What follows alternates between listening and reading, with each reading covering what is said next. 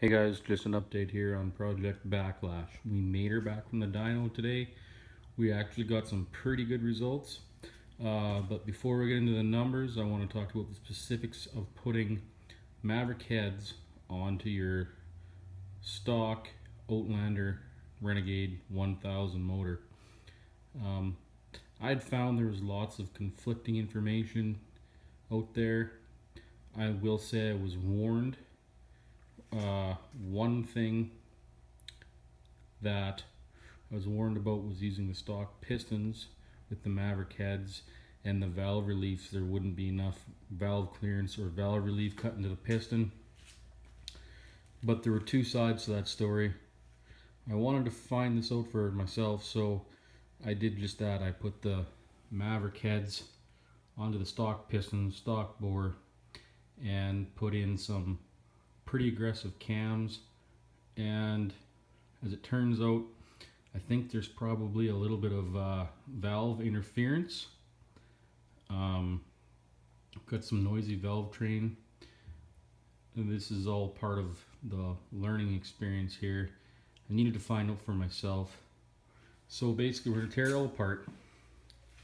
We got another set of Maverick heads. We've got Maverick pistons in a 1020, and we've got a fresh jug there. We're going to tear it all down. We're going to bolt it back up. We're going to see what happens.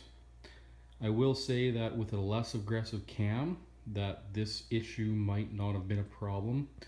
But with the aggressive race cams I chose for my build, I think there's a little bit of interference there, and I'm not going to recommend anybody else try this.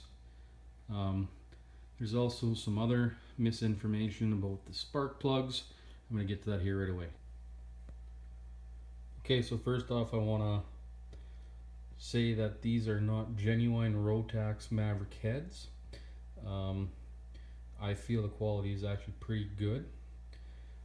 There's been some misinformation about the spark plugs in the fact, do you need a short plug, need a long plug? Well, in my instance here, you can see on the right is the stock spark plug out of my own Outlander, and the spark plug on the right, that is a Maverick spark plug, a much longer threaded tip, and it's got a 10mm bolt size to it. You can see the porcelain section of the stock spark plug is a lot bigger diameter, and it also has a threaded tip, not the solid terminal as on the Maverick plug. Now that's only an issue for your spark plug boots, because that spark plug boot on your stock four-wheeler will not fit on the Maverick spark plug.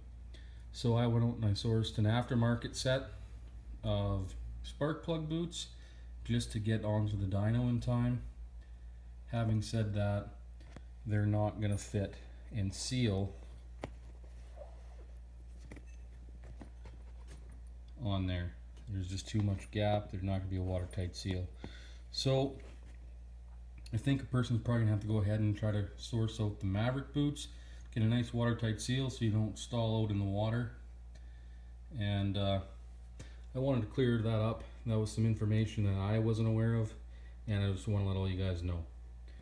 So anyway, we got lots of big plans for the build. We're going to tear it all back down again, put on the new 1020 kit with Maverick pistons, and we're going to get back to the dyno. And just before I let you go, I will say that we still managed to make some pretty decent numbers here.